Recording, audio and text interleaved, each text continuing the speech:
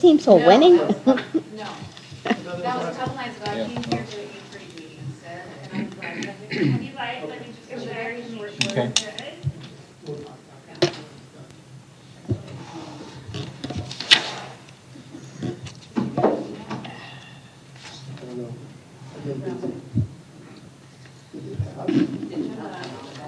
No, it wasn't about that.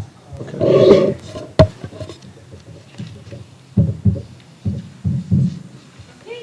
Right. Go. All right. All right, it's 6 p.m., so I'll call this very special board meeting to order. First up is the approval of the agenda. Is there a motion to approve the very limited agenda today? I move to approve our agenda for today. I second. Okay, all in favor, please say aye. Aye. Any opposed? All right, next up is Pledge of Allegiance. Ms. Reichler, would you like to lead us? I pledge allegiance to the flag of the United States of America and to the republic for which it stands, one nation, under God, indivisible, with liberty and justice for all. Next up is public comments. Do we have any? No. Okay, moving right along to action items. So the action items for tonight is the Board-appointed Superintendent Advisory Committee. And the purpose of this is basically to decide how we want to elicit and collect community, staff, teacher input regarding the selection for our next superintendent. And I passed out something to the board members, and Krista and Dr. J, I gave you updated versions of this from earlier today, so it changed some of the wording based on what our discussion was earlier today. So what I'm suggesting is this is a starting point for what we want this advisory committee, what the structure we want of it, to review kind of, basically their job would be to review applications, potentially be involved in interviews for applicants, make recommendations to us. Ultimately, it's the governing board's decision as to who the next superintendent will be. The idea is to have 3 subcommittees. One would be consisting of teachers and staff. One would be consisting of students, and then the last one would be of parents and community members. And as it says here, volunteers, hopefully volunteers, people willing to do this, nominations or recommendations for principals, for students and teachers and staff, and then the parents and community members, nominations by board members. And I imagine we could make nominations for teachers and staff as well. There's no restrictions on that. The question is also about how many members. What I have here is 3, 5, or 7. I guess in one way, the more members, the better, but the more members, the harder it is to get them all available at the same time to meet eventually. So that's the balance of that. And then the idea for timetable on there is that we would review and approve the job posting at next week's meeting. That job posting would be open for a couple of weeks. We would get applications by early March. We would look through the applications for an initial screening to kind of maybe determine some finalists or eliminate ones that don't seem to fit at all. And then that would be shared with the subcommittees for review, and they can do either just review of applications, they can do interviews, we could potentially do group interview together by Zoom or in person, and then they would make recommendations to us for action. So that's kind of the overall thing. So who would like to comment or shoot me down or whatever? I have a couple of questions. Okay. So when we review the applications that come in, do we have to vote on eliminating them? And do we do that do we have to have a special So meeting to do that? typically, most governing boards will go into executive session, and we'll get all this verified by attorneys and get that to you. But typically, the process is you can have an executive session to review applicants. You have to allow the applicant, though, the option to have theirs reviewed in open session. Okay. Typically, that rarely happens, but it does. And then you would end your executive session or start with that one, then go to executive session, and you'd have to review their application in a public forum, which means you could make all the comments about their resume and, things that are positives, concerns. That's where I think you see very few of those take that option, okay? Plus others maybe want it confidential as they have other jobs and they maybe haven't gotten that far along yet. So typically, we will have to, I'll have Chris to make a note of that, when we, as part of the application, we'll have to put some kind of disclaimer in asking that question about open session. So I'll make sure that's in there one way or another. And then if they all say closed session is fine, then you'll go into executive session, maybe a few hours that you, as a group, will go through them, and you will have discussions and determine how many you want to interview. Typically, a lot of districts will maybe, depending on the applicant pool, it could be as high as maybe 6 initial, and that could be a screening interview where it's in person or by Zoom.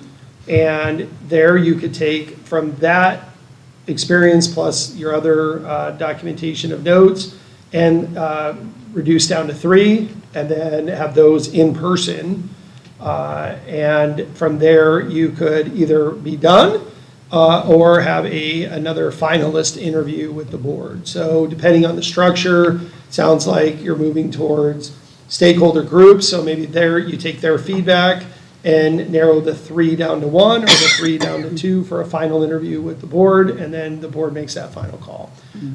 I can assist in any way of putting that on paper for you and creating a timeline and ensuring with the attorney it's all done. But that's typically how it's done. Yep. My question is, we want the subcommittees to be separate. The teachers, staff, one group, not mixed in a group. Have a community person, teacher, and student, or 2 of each, or something like that. Typically, most districts will separate them. Okay. Because the questions are targeted more at that stakeholder group.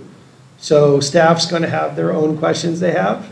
Parents will have different, and students would have different. You could also have another option, which is always, you see sometimes will happen, is if you have that many applicants and you feel strongly about them, and you want to have some kind of finalist meet and greet here in the Learning Center, you could have those finalists available to meet the community, take feedback cards, and use that as part of your process too. So there's a lot of different ways you can go with that. The key is what applicants you get is the key. Other comments, questions? Bernie? So 2 of the taskers are for the principals, for them to nominate students and for them to look for volunteers from our teachers and staff. Right. So do we want to establish a time for them to come back? Because if you got 3 principals looking at things, you're going to get more than 3 or 5, and you limit those. How do we want to manage those appointments? Well, the idea, I mean, my suggestion is that we, at our meeting a week from today, we decide on the structure today. The subcommittees would not really need to be in force until probably March, into March, once we get the applications ourselves and then review them. So they basically have about a month from now to actually have the committees in force. At some point, we have to approve the content of the committees, whether we do that in a week, whether we do that at a special meeting or on the March 4th meeting. I would think the March 4th meeting would be enough time to approve the content of the committees. And I will just say that I know having a larger number of members is difficult to manage in terms of calendars and things. But I lean towards the 7. And the reason why I lean towards the 7 is because in my mind, it's like 1 teacher or staff member from preschool and then 2 from the other 3 schools, right? So that's 7. And same with students, right? Like there's a little mix there, a 5th grader, ideally from, I don't know that we'd even have a preschool. Maybe it's like 2 5th graders and then, and so for those 2 groups, it feels like 7's the right spot to get good representation across the schools. And that's why I also think then the parents and community members needs to be at least 7 as well. It should all be equal, right? Yeah, so. Yeah, and that's fine. I mean, the more input, the better. Just thinking the logistics is the only challenge I potentially see. But And then I would recommend, and again, I have some documents and procedures already in place I can share with the board if you're interested. on how to take feedback in a way that still allows the board to make the final decision. And so when we do a lot of hiring, we have feedback forms that I have created, and we even do an exercise of, looking at the candidates and how they fit into the school structure or the district. And I'm willing to share some of that with you as a starting point. You can take it as is or change it, but I will continue to try to give you as many tools as possible to make it easier for you to be able to get to where you need to be. Okay. I mean, I like that. Part of me thinks, let's get the names by next week, if we can. The sooner the better, even though you may not have to meet till March until we get anything put in, but I'd rather have the names sooner rather than later. And I think the benefit to that, Lillian, too, is that then those folks know they either agree or they don't, right? Right. Gives a little time to find someone else. And then it also allows us to kind of get them oriented towards when is the meeting going to be? Like when do we need their time? Right. Versus if we wait right until right before, now we're working into people's calendars that are Exactly. busy. Especially, parents and stuff, it's, Yeah. yeah. So my only question on that is a week enough time for people to be contacted and confirm and get it back to us by next week? I don't know. That might be kind of cutting I it think you short. do. I think it's fine. Okay. Principals will be able to start calling down students as early as tomorrow or Friday and see what kind of interest they have. And, I'm sure the high school, she'll probably lean on her advisory committee that's already Okay. committed to this type of work. Right. And then as far as the parent side, I think they could put an interest out, like in their Falcon Focus, start with that, and then also look at, you want to have, and we've talked about this in the past, and we definitely try to do this, sometimes a little harder than others, but you definitely want to have you want to make sure the representation isn't the same people all the time. And sometimes certain people are always say yes, which makes it a little Yeah. easier, Yeah. but you could put an emphasis on, let's look for some people that maybe have not served on some of these committees before. Not saying they can't be, but maybe get a more, new versus been around a while mix of people that want to, be a part of it. Yeah, and we'll be the check valve on that then, to Yeah. approve them. Yeah. And I'll say as a board member, I already have 2 people that I would nominate. One's a parent, one's a community member. I mean, the parent's a community member too. So like I have 2 already that are, Yeah. I think will And I have one who's accept it. already agreed to serve. So Yeah, in and- that category, I think we take I feel like we take our nominations first, kind of see where that sits, Yeah. and then see if we need to solicit volunteers. Because it could be someone that would have been selected as a parent, but now serving as a community member or something like that. Yeah, I agree. Yeah, and I have several names, and I've checked, and I think they're all, willing to do it, so Okay. that would be good too. Okay. Other comments? Okay. So do we need to, are we at the point of making a motion? We need to make a motion with it, sure. Okay. So, I don't know how detailed we need to be here, but, so I'll move that we create a superintendent advisory committee, which would consist of 3 subcommittees, each with 7 members.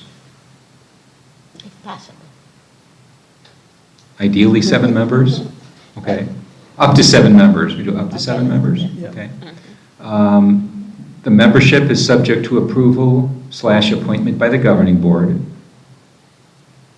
And the individual subcommittees would be one of teachers and staff, with nominations or recommendations from principals.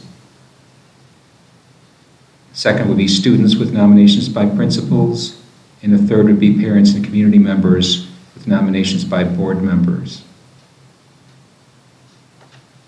And is that enough detail? I think it is. Yeah? And this doesn't need to be part of the vote, I just need to know are we going to have that as an action item on our meeting next week? For the members. For us to say who they are, you're saying? For you guys to approve the members of the committee. So I'd we say can yes. meet I'd in say- executive Okay, so that we session. could, yeah, so the approval, appointment by the governing board planned for February 18th meeting. Thank you. I'll And second. do we need to, do we need to specify that we should distribute between the schools? I mean, is that, we leave that up to the discretion of the principal? I would leave it up to the discretion of the principals Okay. with the spirit of what you've said. Yeah, the idea being we want representation across different schools. Yeah, okay, so that's the motion.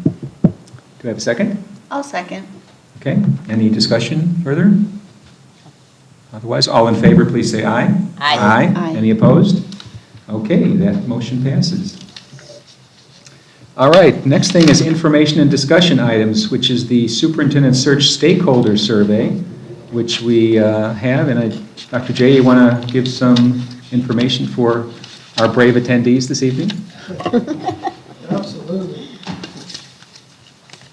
Dr. Kowski, members of the board and guests. I'm going to, there we go. I'm going to use the screens up here. Krista, I don't know if that's on.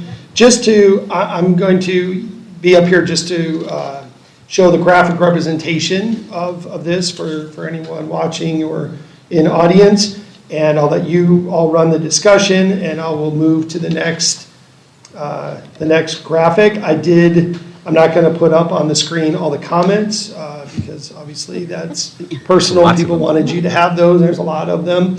But what is really cool is the number of respondents you got in that short period of time was really awesome.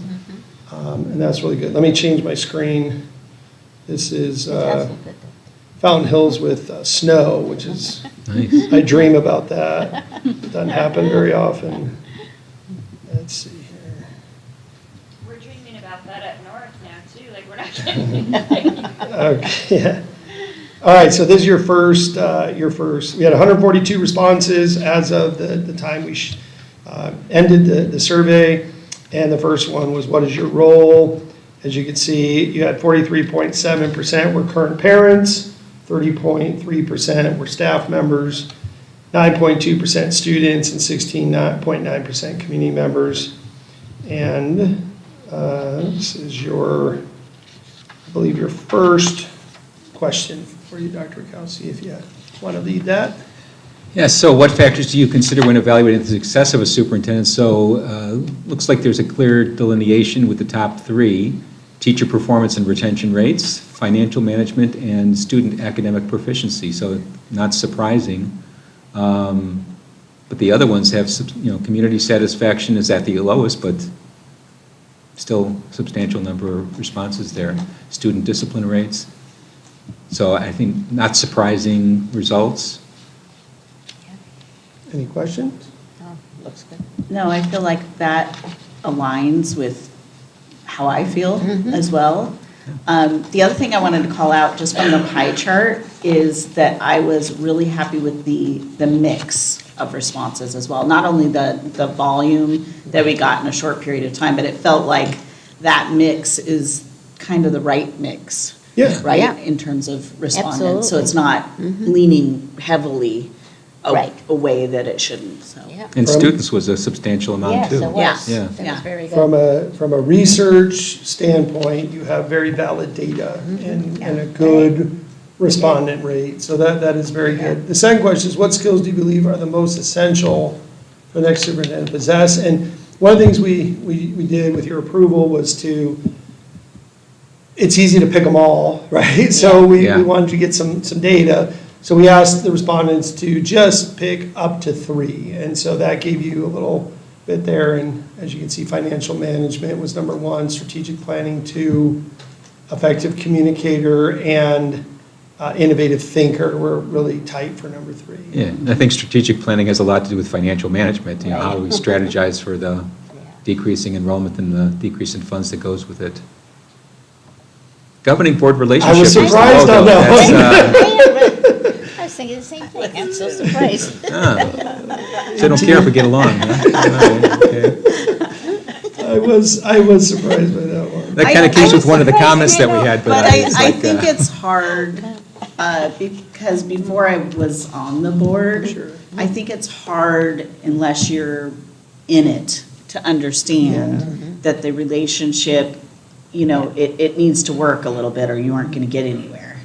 No, So, and right now, like I shared out in my letter to the community, we have that is, I think, a strength of this current district right now is board relationship with district and teachers and staff. So that's good, and we want to obviously keep it that way. But when you're picking only three, Yeah. it may not be in the top three, even though it's definitely still important. I don't know what happened here. Let's see if it pops up. Okay. Your next question was, what personal traits are most essential for the next superintendent to possess? And again, select the three most essential traits. And as you can see, effectively manages district, I believe it was resources, is that correct? yeah, I think so, yeah. And then fosters a positive culture, demonstrates ethics, integrity, transparency, recruits, Wait, did we hires, jump and one? supports. Was that? I think we jumped over Yeah, do we one. have? Oh, did I? think- I'm sorry. Let's finish that Whatever, one and we'll yeah. go Yeah, we'll backwards go since back. they're Okay. following along, maybe at Okay. home. And then demonstrates, recruits, hires, and supports staff. So those are your top four. So interesting there, possesses strong communication skills is low here, but on the previous one, it was actually one of the higher ones. So, I guess. just not that important. It's important, but not that Not that important. Pit it against. Okay, Could be what's pitted against, and this is looking at personal traits versus maybe skills. So they maybe they looked at that a little differently. that promotes a community, I don't remember what the what word is Kristen, do we that? have that available? I also effectively manages district, was it resources? Right. I think it was Yeah, we resources. need- Yeah. Can you see it on there? You want me to Which pull one, it up? which one is it, the essential? Personal traits, yeah. Here, I have the actual survey here. Yeah, let's see. So let me scroll through. So personal traits, I can pull it up. Do you want me to pull it up? no, I got it. Okay. It's community it's still, Yeah. Okay, personal traits, so which one was it? promotes a community Promotes a community of care of and care and support support for students, And effectively manages district resources? Yes, resources, yeah, yep. okay. Well, that I'll just makes stay on sense. this screen to make it easier for us. So definitely, the district resources, number one, and recruit people, foster the positive culture, which leads into, obviously, retaining staff in a Right. positive Yeah. culture. Right, And then, okay, and then going backwards one, sorry. What attributes do you believe are the most essential for the next superintendent to possess? And here you have integrity and trustworthiness is number Okay. one, sound judgment, number two, and then 3 and 4 were pretty close. The ability to adapt and humility and listening. Yeah. Yeah. so not surprising, I mean, makes No. sense. Yeah. No, looks good, right? I think, what really stands out to me so far, in looking at it, is that integrity and trustworthiness has the highest percentage of respondents across all three charts we've looked, well, 4, because we did the other one. Yeah. All 4 of them so far. So that's interesting. That means it's important to all of those groups that were surveyed. And I could say, serving in the district for a long time, the community thrives, and especially the parent community thrives on working hard for the kids, okay? And being honest with them. Those are the 2 biggest things. They don't mind if you make a mistake, if you own it, and I tell the teachers and staff and all of us this, that, if you get something wrong, they're gonna understand. Just own it and be honest and build that trustworthiness with them and work hard. And when you work hard for the kids, the parents know that. And the parents of Fountain Hills, I've always said, they don't like getting phone calls home from the schools about things going on. They take care of things, they're supportive, and the principals know that, and the principals would agree with me that when they call home, it's addressed, and that's important. And they see that when the teachers and the staff and are involved in their child's life, know their name, know their story, that goes a long way. So that does not surprise me at all, that one being number one. All right, next one is top qualifications, so a little bit different now. So now you're looking at resumes and what are the things that they're looking for on there. And, you know, 4 of them, obviously we asked for 3, so that's interesting when you're asking for 3, that it was pretty close among there. The doctorate degree was not. Nothing personal there. Yeah, no. Yeah. It's not a essential qualification. So a lot of, I'm sure, candidates are like, that's good. But the, number 1 is principal experience, and I would agree as doing both jobs that it's really hard to lead an entire staff, an entire district, if you don't have that principal experience. If you haven't run a building and been in that situation. I'm not saying it can't be done, because some districts are really large and they have organizational leaders that are experts in that. And it's a way different situation. But in a small district, if you haven't been out there, doing the work, it's hard to, I think, have some credibility with people. And then you have to be an excellent teacher, I believe, to do this job. And successful teaching experience came in at number 2. District level experience came in at 3. And for connection to Fountain Hills, which I was surprised that one wouldn't be a little higher, but it still came in pretty high. It did. Yeah. All right, and then the last question was rank the following. And this one was a little, I apologize to anybody who struggled with this one, because it was hard to follow a little bit. Google does not make ranking easy. I would hope they would fix that someday. So what you had to do here is you can only put a 5 on one, a 4 on another, a 3, a 2, and 1. So we tried to give those directions best we can. And then we also made that one where it wasn't a required question. So if someone had struggles with it, they could still submit the survey, because it was a little challenging to read. So rank the following challenges facing our school district from the most critical to the least critical, with 5 being the most critical, 1 being the least, and then use each number. So the number, one that got the highest was hiring and retaining high-performing teachers and staff, which was, I think, is a good thing. Managing budget constraints was number 2. Looks like 3 was fixing facilities and delayed maintenance. Addressing academic achievement gaps, and then lastly, strengthening community relations was the one that, of the 5s, was the lowest. As far as the lowest, number 1, you have managing budget constraints, so obviously that's really important to people. And then you had hiring, retaining staff, which again makes it even more, that's a big issue. So that gives you a lot of data on what people think are the biggest challenges. And on this one, declining enrollment was not on there because it's all over the other open responses. And we all know that. Like that's a given. So we're looking for some things that are not a given. Do we know how, because it's like 142 overall, do we know how many people answered this question? I think when you. Yes. You put your. So you have, let's see here. So. Yeah, if you go to the next one, you'll see. So you had 142 on that one. Put it in the managing budget constraints. It seems like it shows you. For the Go to individual the bars? So 73, 73, 37.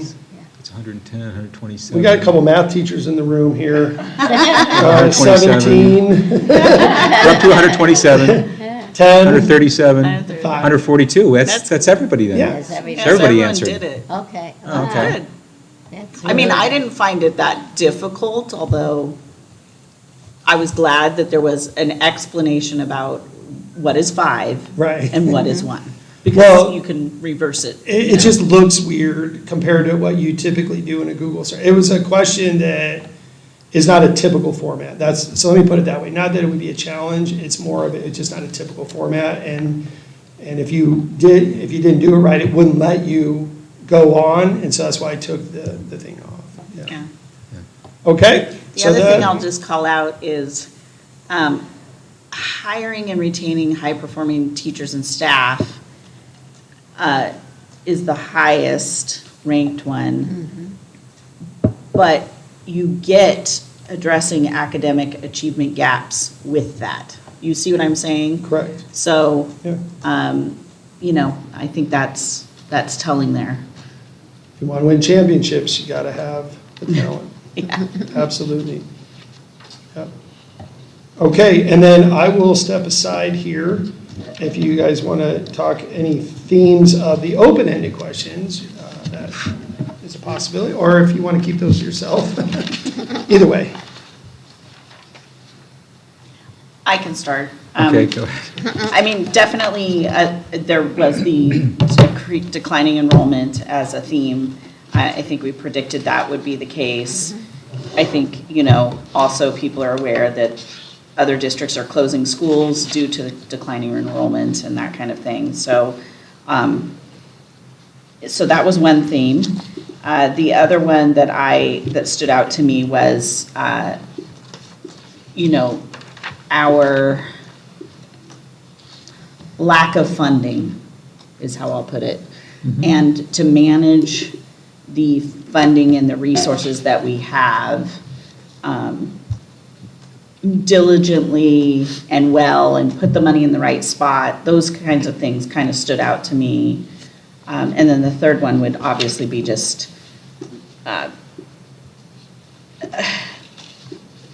making sure that our academics are focused on the core traditional academics, and that we aren't wasting a bunch of time in classroom on things that should be handled by parents and guardians, not by staff and teachers.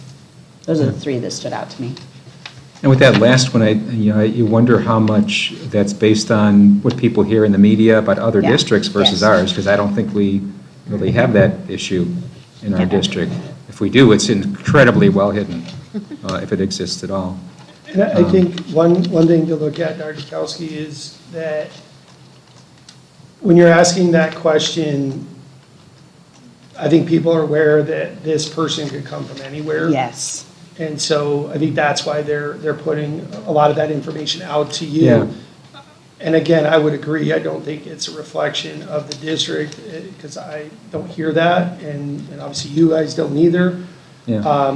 So I think it's more of, as you're making this selection, they're bringing that to your attention. Yeah. Right. I agree. Although the wording of the question is the pressing challenges facing Fountain Hills schools. So, I mean, it just kind of took me aback. Well, I because think- that's, I filled it out as a parent, community member, and when I answered that question, my thought process was, it's a pressing issue because it's constantly being pressured from society. Yeah, it's And out there. that when I filled it out, my thought was not that we have that issue in our school district right now, but that we continue what we put in place when we hire our next superintendent, right? Yeah. And the other thing, I kind of commented, there were several comments about behavior problems, which again seemed like pretty not irrelevant in general, but not really an issue in our schools. So you wonder where the information is coming from to make these comments, because some really didn't make a lot of sense with the facts and the objective characteristics of our schools. But it's a lot of comments there. A lot of comment. I brought a bunch of highlighters in case we wanted to each take something. For example, I'd highlight everything that says funding or somebody with enrollment, just to get an idea of how many things were important. This isn't as bad. The other comments are much longer, so. Yeah, like one more effectively address smoking products. Not that that's not important, but is that the major challenge for a school district? I don't know. Maybe for other school districts. For but I feel like others, but, There's yeah. several comments on here is going, where are these people getting this information? Because being in the schools and seeing everything that's happening, I don't see it here. Yeah. Yeah, Do we that's want to make exactly. sure it stays that way? Sure.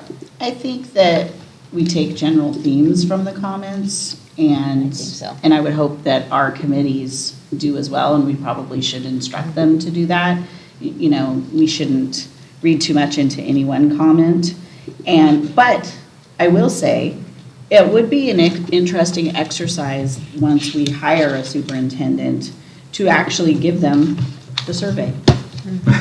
And let them read the comments, you know, and there may be certain comments in there that really strike them as like, oh, I can make a difference there, right? Or maybe we call out certain comments for that hire, so. Yeah, and a lot of districts, when they go through these processes, they will provide the candidates with the survey data, like a one-pager of these are the three most, like we kind of just did that exercise. And maybe you do the theme, like the top 3 themes like you mentioned, in that, and then when you maybe get to the finalists, maybe one of the exercises or interview questions could be is review this data and present back to us what your thoughts are, how you would handle that. I mean, that might be a good way of looking at it. So just trying to give you as many options as you can, but a lot of districts do give the candidates an overview, not the actual responses, but the overview of this is what the people have said. Yeah, my concern with that is that some of these are not based on objectivity, so I don't know. if Yeah. you want to Yeah. it's like, really, I mean, you don't want to turn off a potential applicant. So like, maybe oh. pick one that you feel is legitimate and use Right. that as Yeah. Right. a Yeah. one question in the survey. Yeah. It might illustrate that there's people in the community that they don't have a very full understanding of how this district runs and our qualities. I mean, that may be one take-home message from here, is a lot of people are thinking things that aren't true. And we need to be better about Yeah. publicizing our strengths and clarifying that notion. And that of- was the biggest Yeah. thing that I took out of this, that it seemed like not marketing, not necessarily to other districts for them to know what's here. It's almost like marketing to Fountain Hills. This is what is happening here. Yeah. You know, we do have a lot of sports. The students are doing even very well in the sports. So when there's comments, you know, not enough choices or not doing well, it's like, where are they? They're winning all kinds of awards, you know, so somehow we have to let people know. Maybe we should put envelopes with prizes under the chairs here, and then people could get a prize at each meeting. Bernie? Yeah, probably because of my working with the facilities management planning, I looked at that first, and there were a couple of comments about building repair, what people see when they're walking around, from ceiling tiles to water fountains and things like that. So those are some visible things that could be fixed, and they're not all very high on the expense area. And then the other comments, a couple of them were sell the property in empty buildings, and we're already doing that. But Yeah. it goes to Lillian's comment about marketing. Who are we marketing to? So right now, you got all kinds of letters going out to parents and the school district, but not to the general community as much. So we need to figure out how to get the rest of the community engaged so Yeah. that we get support for educated, things yeah. like an override and stuff like that. Right. So the other part was on, 2 comments came up, I think, that I saw about trimester and semester, and I have no idea where they were coming from. They thought it was more difficult. They had to go through courses too fast, but we Yeah. weren't asking a lot about curriculum. The positive things were, there weren't negatives about curriculum. So that was very good. Yeah, and I think a lot of people don't apparently understand that the trimester thing allows the students to get more credits and all that. I mean, there's a good Yeah. part to it too, and going back to that. In terms of educating the public, can I share what we did this morning? Would that be consistent with the agenda or not? In terms of educating the public as to what's going on about facilities? What did we do? Oh, yeah, Is that, I think so. is it okay? I think so. Okay, so making sure that people are aware of what's going on. So this morning, Dr. J and I and Jerry Friedel, Mayor Friedel, had a Friedel Friday. We filmed on the Aspen property, and basically that's going to go out on Friday. And it basically, says, well, this is the property, this is what we're planning on doing. We're listening to the voters, and the usual number of views, the record number of views for one of those Friedel Fridays is like 8,000. So we'll see I'll give you a report maybe next week how many views there are, but there's usually at least 3,000, 4,000 and up to 8,000. So hopefully it's an effort to make people aware of this is why we want you to support the sale of the Aspen property. Anyway. Okay. Other comments, questions?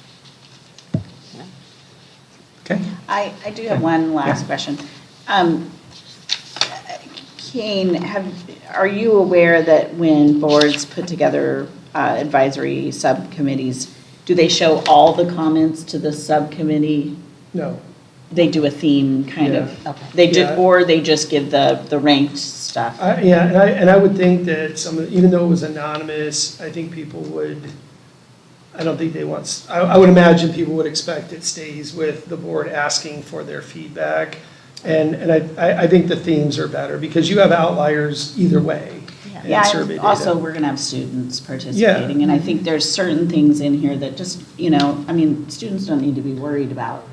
As a parent, Yes. I think there's things that students do not need to be worried Yeah. about. And I think students would tell you, the ones who've been in the district a long time, that the themes that were represented there, I think they would agree with. And, Yeah. they want to see, the best teachers and retention rates. And then also on top of that, they understand enrollment's declining. And if you look at our high school for a minute, 6A letter grades, national model school, just high scores. But the common denominator at that school is a lot of them have been there for a long time. Retention, that team's had a chance to build. And when they've had an opening here or there, it's a small change, and those new staff members fit into the culture very easily. And so I do believe consistency is big, and Christine's been here 20-some years. And, having her as a leader in the math department, and then, as Allison came in here and strengthened it, that's why you have the math scores you have, is that consistency. So that is important, and I think the kids would recognize the themes for sure. Yeah. Yeah. Okay. Any other comments, questions? Okay, if not, I'll make a motion that we adjourn. Is there a second? I second. All in favor, please say aye. Aye. Any opposed? Okay, we are adjourned. Okay,